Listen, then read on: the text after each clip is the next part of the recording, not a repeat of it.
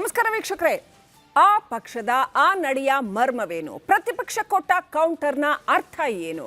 Power ಕಾರಿಡಾರ್ನಲ್ಲಿ ನಿಜವಾಗಿಯೂ ನಡೆದಿದ್ದೇನು? ಪ್ರಮುಖ ವಿದ್ಯಮಾನಗಳ ಸಮಗ್ರ ವಿಶ್ಲೇಷಣೆ ರಾಜಕೀಯ ಎಳೆಯಾಗಿ. ನಾನು ಶ್ರೀಲಕ್ಷ್ಮಿ ಅಭಿಜಿತ್.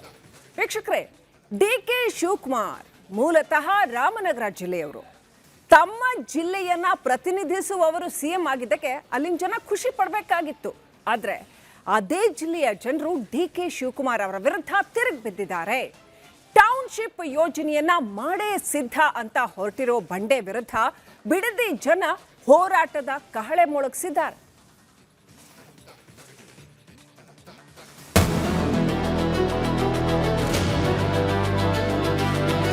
ರೈತರುಗಳು ಇದ್ದೀವಿ, ಸತ್ತಿಲ್ಲ, ಬದುಕಿದೀವಿ. ಡಿ.ಕೆ. ಶಿವಕುಮಾರ್ ಅವರು ಗ್ರೌಂಡ್ ಕ್ಲಿಯರಿಟಿ ತಗೋಬೇಕು.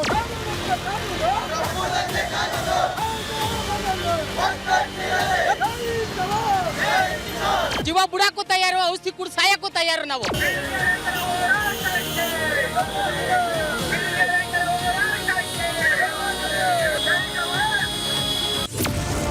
ಕನಸಿನ ನಗರವೇ ರೈತರ ಕಣ್ಣೀರಿನ ಕಥೆಯೇ. ಬಿಡದಿ ಟೌನ್ಶಿಪ್ ಕೈ ಬಿಡುವಂತೆ ರೈತರ ಸಮರ. ಬಿಡದಿ ಟೌನ್ಶಿಪ್ ಮುಖ್ಯಮಂತ್ರಿ ಡಿ.ಕೆ. ಶಿವಕುಮಾರ್ ಅವರ ಕನಸಿನ ಯೋಜನೆ. ರಾಮನಗರ ತಾಲೂಕಿನ ಬಿಡದಿಯಲ್ಲಿ ತಲೆ ಎತ್ತುತ್ತಿರುವಂತಹ ಮೊದಲ ಎಐ ಚಾಲಿತ ಪಟ್ಟಣ.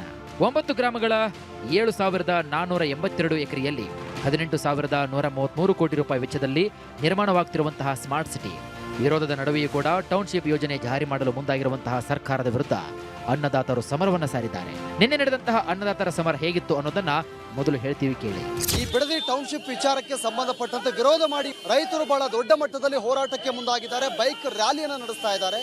ಬಿಡದಿ ಸರ್ಕಲ್ ನಿಂದ ಬಿಡದಿಯ BGS ಸರ್ಕಲ್ ನಿಂದ ಬೈರಮಂಗಲದವರೆಗೂ ಬೃಹತ್ ರ್ಯಾಲಿಯನ್ನು ಕೈಗೊಂಡಿದ್ದಾರೆ. ಇದರಲ್ಲಿ ನೂರಾರು ಸಂಖ್ಯೆಯಲ್ಲಿ ರೈತರು ಭಾಗಿಯಾಗಿದ್ದಾರೆ. 100ಕ್ಕೂ ಹೆಚ್ಚು ಬೈಕ್ಗಳ ಮೂಲಕ ರ್ಯಾಲಿಯನ್ನು ಹಮ್ಮಿಕೊಂಡಿದ್ದಾರೆ. ಹೇಳ್ತಾ ಇದ್ದಾರೆ, ದೃಶ್ಯದಲ್ಲೂ ಕೂಡ ಗಮನಿಸ್ತಾ ಇದ್ದೀರಾ. ಸಾಕಷ್ಟು ಸಂಖ್ಯೆಯಲ್ಲಿ ಇಲ್ಲಿ ರೈತರು ನೆರೆದಿರೋದು, ಬೃಹತ್ ರ್ಯಾಲಿಯನ್ನು ಮಾಡೋ ಮೂಲಕ ಸರ್ಕಾರಕ್ಕೆ ಒಂದು ಎಚ್ಚರಿಕೆಯನ್ನು ಕೊಡೋದಕ್ಕೆ ರೈತರು ಮುಂದಾಗಿದ್ದಾರೆ. ಜೀವ ಕೊಟ್ಟರೂ 1 ಇಂಚು ಭೂಮಿ ಕೊಡಲ್ಲ.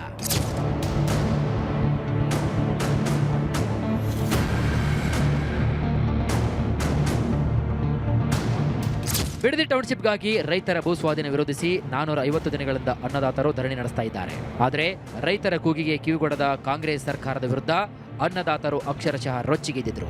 ಬಿಡದಿ BGS ಸರ್ಕಲ್ನಿಂದ ಬೈರಮಂಗಲದವರೆಗೂ ಬೃಹತ್ ಬೈಕ್ ರ್ಯಾಲಿ ನಡೆಸಿದ್ರು. KRS ಪಕ್ಷ ಕೂಡ ಅನ್ನದಾತರ ಹೋರಾಟಕ್ಕೆ ಸಾಥ್ ನೀಡಿತು.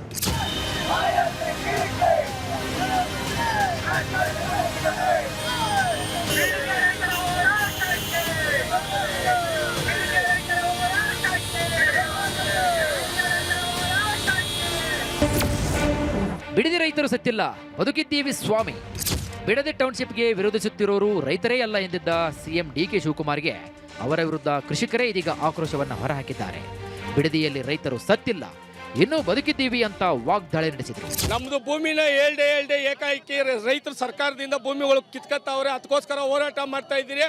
ನಮ್ಮ ಡಿ.ಕೆ. ಶಿವಕುಮಾರ್ ಅವ್ರ ಸಾಹೇಬ್ರು ನಮ್ಮ ಭೂಮಿಗಳು ಏನು ನೋಡ್ತೀರಿ, ಬರಡು ಭೂಮಿ ಎಂದವ್ರೆ. ಅಲ್ಲಿರೋರು ಯಾರು ರೈತರಲ್ಲ ಅಂತೇಳವ್ರೆ. ರೈತರುಗಳು ಇದ್ದೀವಿ, ಸತ್ತಿಲ್ಲ, ಬದುಕಿದೀವಿ ಅಂತ ತೋರ್ಸೋಕ್ಕೋಸ್ಕರನೇ ಈ ಹೋರಾಟ. ಎಲ್ಲ ಸ್ನೇಹಿತರುಗಳು, ಎಲ್ಲ ಮಾಧ್ಯಮದವರು ಎಲ್ಲ ಸಪೋರ್ಟ್ ಕೊಡಿ, ಈ ರೈತರನ್ನ ಉಳಿಸ್ಕೊಡಿ. ವಿಧಾನಸೌಧಕ್ಕೆ ಮುತ್ತಿಗೆ, ಅನ್ನದಾತರ ಎಚ್ಚರಿಕೆ. ರೈತರನ್ನ ಎದುರಾಕಿಕೊಂಡ ಸರ್ಕಾರ ಸರ್ವನಾಶ ಆಗುತ್ತೆ ಅಂತ ಹೋರಾಟಗಾರರು ಆಕ್ರೋಶವನ್ನು ಹೊರಹಾಕಿದ್ರು. ಯೋಜನೆ ಕೈ ಬಿಡದಿದ್ರೆ ವಿಧಾನಸೌಧಕ್ಕೆ ಮುತ್ತಿಗೆ ಹಾಕ್ತೀವಿ ಅಂತ ಎಚ್ಚರಿಕೆ ನೀಡಿದ್ರು.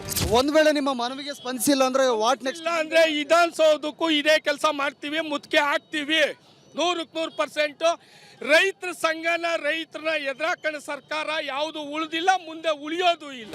ಇನ್ನು ಒಂದು ಹೆಜ್ಜೆ ಮುಂದೆ ಹೋದ ರೈತರು ಸರ್ಕಾರ ತನ್ನ ನಿರ್ಧಾರವನ್ನ ಬದಲಿಸದೇ ಇದ್ರೆ ಇಡೀ ರಾಜ್ಯವನ್ನೇ ಬಂದ್ ಮಾಡೋದಾಗಿ ವಾರ್ನ್ ಮಾಡಿದ್ರು. ನಾವು ಇದು ಹೋರಾಟ ದೊಡ್ಡ ಮಟ್ಟದ ಉಗ್ರ ಹೋರಾಟ ಆಗುತ್ತೆ. ಇಡೀ ಕರ್ನಾಟಕ ಬಂದಾಗುತ್ತೆ. ಇಡೀ ರಾಜ್ಯ ಜನ ನಮ್ಮ ಸಪೋರ್ಟ್ ಬಂದಿಲ್ತಾರೆ ಅಂತ ನಾವಿವಾಗ ಹೇಳ್ತೀವಿ. ಡಿ.ಕೆ. ಶಿವಕುಮಾರ್ ಹೇಳ್ತಾರೆ, ಅಲ್ಲಿ 70% 80% ಒಪ್ಕೊಂಡಿದ್ದಾರೆ ರೈತರು, ಇನ್ ಕೆಲವರು ವಿರೋಧ ಮಾಡ್ತಾ ಇರೋದು. ಡಿ.ಕೆ. ಶಿವಕುಮಾರ್ ಅವರು ಗ್ರೌಂಡ್ ಕ್ಲಿಯರಿಟಿ ತಗೋಬೇಕು. ಡಿ.ಕೆ. ಶಿವಕುಮಾರ್ ಅವರು ಇಲ್ಲಿ ಬರ್ಬೇಕು ಫಸ್ಟ್. ಮಾನ್ಯ ಮುಖ್ಯಮಂತ್ರಿಗೆ ಹೇಳ್ತೀನಿ, ಇವರೆಲ್ಲ ಮತ್ತೆ ಯಾರು? ಇವರೆಲ್ಲ ರೈತರಲ್ವಾ? ಹೋರಾಟಗಾರರು ವಿಧಾನಸೌಧ ಮುತ್ತಿಗೆ ಹಾಕುವುದಾಗಿ ಹೇಳಿದ್ರೆ ವ್ಯವಸಾಯ ಮಾಡುವಂತಹ ರೈತರು ನಮ್ಮ ಭೂಮಿಯನ್ನ ಕಿತ್ತುಕೊಂಡ್ರೆ ಇಲ್ಲೇ ವಿಷ ಕುಡಿದು ಸಾಯೋದಾಗಿ ಹೇಳಿದ್ರು. ರೈತರ ಕಷ್ಟ ಏನು ಅಂತ ಅವನೇನ್ ಮಾಡ್ತಾವನೆ ಅಂತ ಬಂದು ಚೆಕ್ ಮಾಡ್ಬೇಕು. ಅದು ಆಗ ಒಪ್ಕೋತೀವಿ ನಾವು ಮಿನಿಸ್ಟ್ರುಗಳನ್ನ. ಯಾಕ್ರಿ ಈ ತಳಕ್ ಮಾಡ್ಬೇಕು ಬಕ್ಬರ್ಲಾ ರೈತ ಪ್ರಾಪರ್ಟಿ ವ್ಯಾಲ್ಯೂ ಎಷ್ಟಿದೆ ಅಷ್ಟು ದುಡ್ಡನ್ನ ನಿಮಗೆ ಕೊಟ್ರೆ ನೀವು ಒಪ್ಕೊಳ್ತೀರಾ? ಸ್ವಾಮಿ ಅವ್ರು ಎಷ್ಟೇ 10 ಕೋಟಿ ಕೊಟ್ರು ನಮ್ಗೆ ಭೂಮಿ ನಮ್ಗೆ ಉಳ್ಕೋಬೇಕು ಸ್ವಾಮಿ, ನಮಗ್ ಬೇಕಿಲ್ಲ, ನಾವು ಮಾತ್ರ ಭೂಮಿ ಕೊಡಲ್ಲ. ಇಲ್ಲ ಜೀವ ಬುಡಾಕು ತಯಾರು, ಔಷಧಿ ಕುಡ್ ಸಾಯಕ್ಕೂ ತಯಾರು ನಾವು. ಇನ್ನು ಬಿಡದಿ ರೈತರ ಹೋರಾಟಕ್ಕೆ ಧ್ವನಿಗೂಡಿಸಿರುವಂತಹ ಕೆಆರ್ಎಸ್ ಪಕ್ಷದ ರಾಜ್ಯಾಧ್ಯಕ್ಷ ರವಿಕೃಷ್ಣ ರೆಡ್ಡಿ ಟೌನ್ಶಿಪ್ಗೆ ಭೂಮಿ ಕೊಡಲು ಒಪ್ಪಿರೋರೆಲ್ಲ ರಾಜಕಾರಣಿಗಳ ಚೇಲಗಳು ಅಂತ ಕಿಡಿಕಾರಿದ್ರು. ಡಿ.ಕೆ. ಶಿವಕುಮಾರ್ ಹೇಳ್ತಾರೆ 70% 80% ರೈತರು ಒಪ್ಪಿಗೆಯನ್ನ ಕೊಟ್ಟಿದ್ದಾರೆ ಅಂತ. ಹೌದು, 70% 80% ಅವ್ರ ಚೇಲಗಳು ಯಾರಿದ್ದಾರೆ ಅವ್ರು ಕೊಟ್ಟಿದ್ದಾರೆ, ರೈತರಲ್ಲ. ಅವ್ರ ಚೇಲಗಳು ರಿಯಲ್ ಎಸ್ಟೇಟ್ ಮಾಡ್ತಿರೋಂಥವ್ರು. ಮತ್ತೊಂದ್ ಕಡೆ ಪರ್ಯಾಯವಾಗಿ ನಾವು ಬೇರೆ ಕಡೆ ಭೂಮಿಯನ್ನ ಕೊಡ್ತೀವಿ, ಅವರಿಗೆ 2.55 ಕೋಟಿ ಅಮೌಂಟ್ ಅನ್ನ ಕೊಡ್ತೀವಿ ಅಂತ ಹೇಳ್ತಾರೆ. ಸರಿ, ಅದನ್ನ ರೈತರೇ ಕೊಡ್ತಾರೆ, ಅವರೇ ಬಿಟ್ಕೊಡೋದು ಕೇಳಿ. ಸುಮಾರು 18,000 ಕೋಟಿ ರೂಪಾಯಿ ವೆಚ್ಚದ ಈ ಯೋಜನೆ ಬಿಡದಿ ಹೋಬಳಿಯ 9 ಹಳ್ಳಿಗಳ ಒಟ್ಟು 7,481 ಎಕರೆ ಪ್ರದೇಶದಲ್ಲಿ ಟೌನ್ಶಿಪ್ ಪ್ಲಾನ್ ಮಾಡಲಾಗಿದೆ.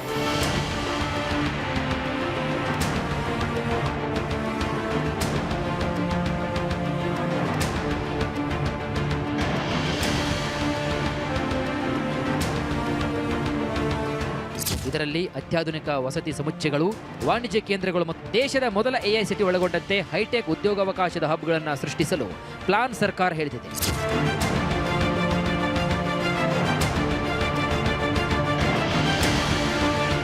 ಬಿಡದಿ ರೈತರ ಹೋರಾಟಕ್ಕೆ ಮೊದಲು ಧ್ವನಿಯಾಗಿದ್ದೆ ರಿಪಬ್ಲಿಕ್ ಕನ್ನಡ. ಸ್ಥಳಕ್ಕೆ ಹೋಗಿ ಗ್ರೌಂಡ್ ರಿಪೋರ್ಟ್ ಮಾಡಿದ್ದೆ ರಿಪಬ್ಲಿಕ್ ಕನ್ನಡ. ಇನ್ನಾದರೂ ಸಿಎಂ ಡಿ.ಕೆ. ಶಿವಕುಮಾರ್ ಮುತ್ಸದ್ದಿತನವನ್ನ ತೋರ್ತಾರಾ? ಫಲವತ್ತಾದ ಕೃಷಿ ಭೂಮಿಯನ್ನ ಕಾಂಕ್ರೀಟ್ ಕಾಡು ಮಾಡದೆ ಮನಸ್ಸು ಬದಲಿಸಿ ರಾಜ್ಯ ಧರ್ಮವನ್ನ ಪಾಲನೆ ಮಾಡ್ತಾರಾ? ಕಾದು ನೋಡಬೇಕಾಗಿದೆ.